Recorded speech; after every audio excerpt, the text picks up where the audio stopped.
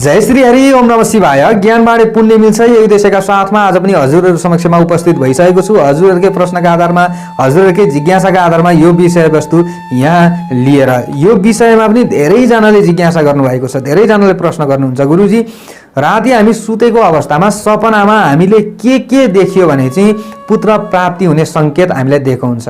विशेष त साधारण भाषामा छोरा जन्माउने संकेत हामीलाई दिएको हुन्छ। त गर्भवती अवस्थामा के देखियो भने त्यो संकेत हामीलाई दिएको हुन्छ।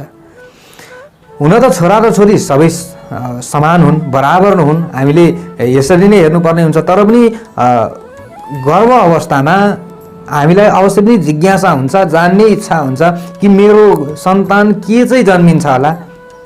अनि धेरैजनाको मनस्थिति यो पनि अझैसम्म रहिरहेको छ, अझै पनि यस्तो सोच रहिरहेको छ कि मेरो चाहिँ पुत्रै प्राप्ति होस् अथवा छोरा नै जन्मियोस् भन्ने, जसले जे भने पनि अझै पनि यो स्थिति रहिरहेको छ। तर हामीले अहिलेको अवस्थामा आइसकेर दुईटै छोरा र छोरी बराबर हुन्, हामीले यही बुझ्नुपर्ने हुन्छ। र छोराले जुन काम गर्न सक्दछन्, छोरीले पनि त्यही काम गर्न सक्दछन्। हामीले भेदभाव भने पटक्कै गर्न हुँदैन। तर पनि हजुरहरूको जिज्ञासा आउँछ, त्यही कारणले गर्दाखेरि मैले यो विषयवस्तु हजुरहरूका समक्षमा लिएर आएको छु।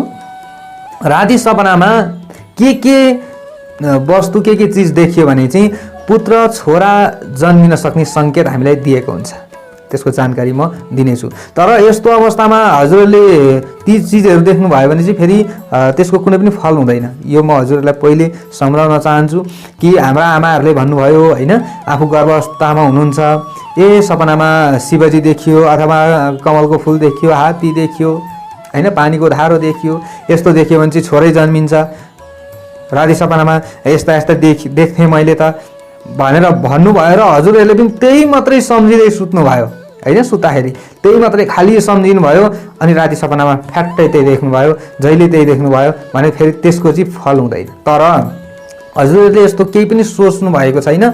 जहिले हजुरहरूले यी मैले भनेका कुराहरू प्राय देखिराख्नुहुन्छ भने यसमा कुनै पनि प्राय दुई मत हुँदैन।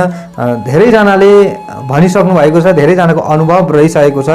त्यही कुराहरू हजुरहरूका समक्षमा मैले स्वप्न फल अन्तर्गत ज्योतिषशास्त्र अनुसार र धेरै आमाहरूको अनुभवका आधारमा यो विषय मैले यहाँ लिएर आएको छु। अवश्य पनि सुरुदेखि अन्तिमसम्म हेर्नुहोला र भिडियो हेर्दै गर्दा ज्ञानबारे पुण्य मिल्छ सेयर पनि गर्न हजुरहरूले धेरैभन्दा धेरै सक्नुहुनेछ र गर्नुहोला, यो अनुरोध गर्न चाहन्छु। कसैको कौतूहलता मेट्नु पनि हाम्रो धर्म हो कि यो। अब अरूलाई पनि जिज्ञासा भइरहेको हुन सक्दछ, खोज्दा नभेटिरहेको अवस्था पनि हुन सक्नुहुन्छ हैन। हजुरहरूले सेयर गर्दाखेरि उहाँहरूले पनि भेट्नुभयो भने, यसो सुन्नुभयो भने पनि उहाँहरूको कौतूहलता मेट्यो भने पनि यो धेरै राम्रो हुन्छ। हामीले यसरी बुझ्नु पर्यो, हामीलाई पनि पुण्य प्राप्ति हुन्छ। लाइक गर्न नछुटाउनु होला र हजुरहरूले कस्ता सपना देख्दै हुनुहुन्छ त्यो कमेन्ट बक्समा अवश्य पनि लेखिदिनु होला। म यो अनुरोध हजुरहरूलाई गर्न चाहन्छु।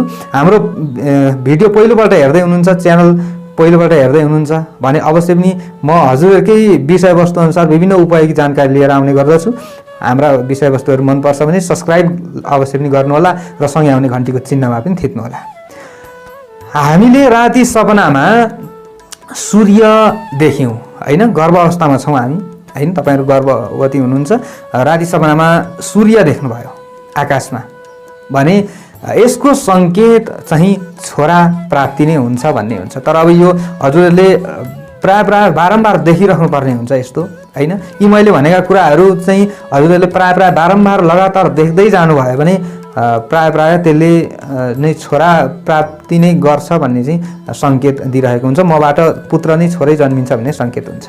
खरबुजा हजुरहरूले देख्नुभयो, खाँदै गरेको देख्नुभयो, कसैले खाँदै गरेको अथवा आफूले टन्न खाँदै हुनुहुन्थ्यो खरबुजा, त्यो देख्नुभयो भने पनि यसले त्यही संकेत गर्छ कि मेरो गर्भबाट चाहिँ पुत्र नै जन्मिन्छ भन्ने संकेत तपाईहरुलाई दिइरहेको हुन्छ। अनि खोर्सानी देख्नुभयो, हरियो खोर्सानी देख्नुभयो हैन, आफूले खाँदै गरेको खोर्सानीहरू देख्नुभयो, प्राय हरियो होस् अथवा रातो होस् जस्तो भए पनि खोर्सानी देख्नुलाई पुत्र प्राप्तिकै संकेत चाहिँ मानिन्छ है, त्यसरी मानिन्छ। अनि कसैले खोर्सानी बोकेको देख्नुभयो अथवा लाँदै गरेको देख्नुभयो, खोर्सानी देख्नुभयो जुनै अवस्थामा पनि भने छोरा नै जन्मिन्छ भन्ने सङ्केत दिएको हुन्छ। सपनामा हात्ती देख्नुभयो, हात्तीले मैथुन गर्दै गरेको देख्नुभयो होइन, जस्तै हात्तीको बथान देख्नुभयो, एउटै मात्रै हात्ती देख्नुभयो, जस्तो अवस्था भए पनि हजुरहरूले गर्भवती अवस्थामा हात्ती देखिराख्नुहुन्छ भने प्राय छोरा जन्मिन्छ भन्ने सङ्केत त्यसले दिएको हुन्छ। सखरखण्ड खानुभयो अथवा खनेको देख्नुभयो अथवा उसिनेको देख्नुभयो, सखरखण्ड भनेको सुठुनी, कतिले सुठुनी पनि भन्नुहुन्छ होइन, सखरखण्ड खाएको देखियो, तरुल भ्यागुरहरू खाएको देखियो प्राय भने छोरा जन्माउने नि त्यसले सङ्केत दिइरहेको हुन्छ।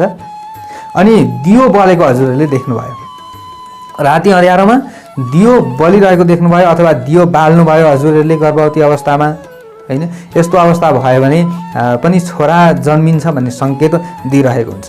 राति सपनामा शिवलिङ्ग हजुरहरूले देख्नुभयो अथवा शिवजीको मूर्ति देख्नुभयो, शिवलिङ्ग नै शिवलिङ्ग, धेरै शिवलिङ्ग देख्नुभयो अथवा एउटै मात्रै देख्नुभयो, जस्तो भए पनि तपाईँहरूले शिवजी देख्नुभयो अथवा शिवलिङ्ग देख्नुभयो, शिव मन्दिर देख्नुभयो, यस्तो भयो भने पनि छोरा जन्मिन्छ भन्ने सङ्केत हामीलाई दिइरहेको हुन्छ। अनि कमलको फुल जस्तो रङको भए पनि हुन्छ, अब नीलकमल भए पनि भयो, जस्तो भए पनि कमलको फुल हजुरहरूले तलाउमा फक्रिरहेको देख्नुभयो, फुलेको देख्नुभयो अथवा कसैले खेलाएको देख्नुभयो, काहीँ न काहीँ एन प्रकार जसरी पनि कमलको फुल हजुरहरूले बारम्बार देख्नुहुन्छ भने यहाँ पनि छोरा प्राप्ति हुन्छ भन्ने सङ्केत हामीलाई दिएको हुन्छ। अनि जनै लगाएको व्यक्ति हजुरहरूले देख्नुभयो है, जनै मात्रै देख्नुभयो, जनै नै मात्रै हजुरहरूले जहिले देख्नुहुन्छ, जनै खेलाएको देख्नुहुन्छ, जनै लगाएको व्यक्ति देख्नुहुन्छ होइन भने अवश्य पनि यहाँबाट पनि पुत्र प्राप्ति हुन्छ भन्ने सङ्केत हामीलाई दिइरहेको हुन्छ। अनि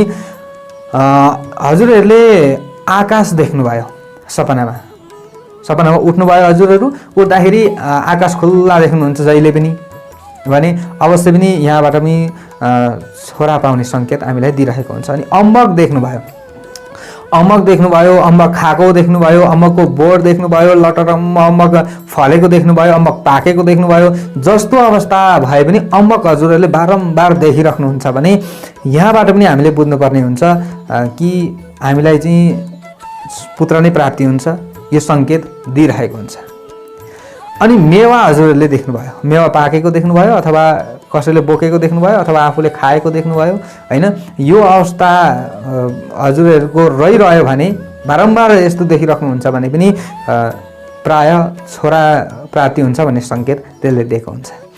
स्याउ देख्नुभयो हजुरहरूले, स्याउ खाएको देख्नुभयो अथवा स्याउ बेचेको देख्नुभयो, स्याउ तौलेको देख्नुभयो होइन, कसैले स्याउ उपहार ल्याएको देख्नुभयो, जहाँ भए पनि जस्तो अवस्थामा भए पनि हजुरहरूले स्याउ देख्नुभयो, राता खालका स्याउ हजुरहरूले देख्नुहुन्छ भने पनि अवश्य पनि पुत्र जन्मिन्छ, छोरा जन्मिन्छ भन्ने सङ्केत दिएको हुन्छ।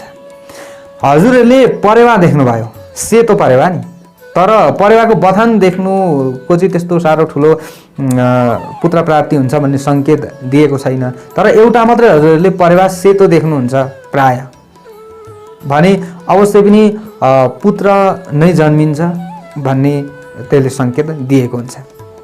हजुरहरूले अनार देख्नुभयो,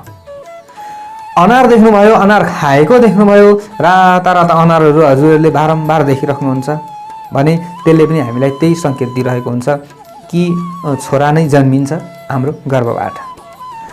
हामीले राति सपनामा धारो देख्नु होइन, जस्तै गर्भ अवस्थामा हुनुहुन्छ राति सपनामा धारो देख्नुहुन्छ, धारामा पानी थापेको देख्नुहुन्छ अथवा धारो झरिरहेको देख्नुहुन्छ, हजुरहरूले धारो खोलेको देख्नुहुन्छ अथवा धारोमा पानी पिएको देख्नुहुन्छ, जस्तो अवस्थामा भए पनि धारो हजुरहरूले प्राय देख्नुहुन्छ भने छोरा नै जन्मिन्छ भन्ने सङ्केत चाहिँ त्यसले दिएको हुन्छ।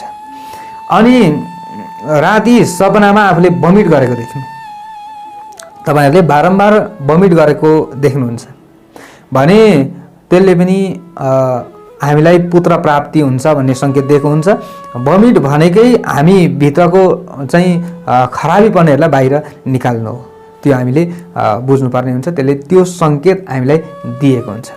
राति सपनामा हजुरहरूले सिमी खाएको देख्नुहुन्छ, सिमी भनिन्छ अथवा कतिले बोडी पनि भन्नुहुन्छ, बोडीको पनि अर्थ त्यही नै हुन्छ अथवा सिमीको पनि त्यही हुन्छ, घिउ सिमी पनि भन्नुहुन्छ कतिले होइन, त्यो थाङ्रा लगाएर फल्ने खालको सिमी पनि हुन्छ।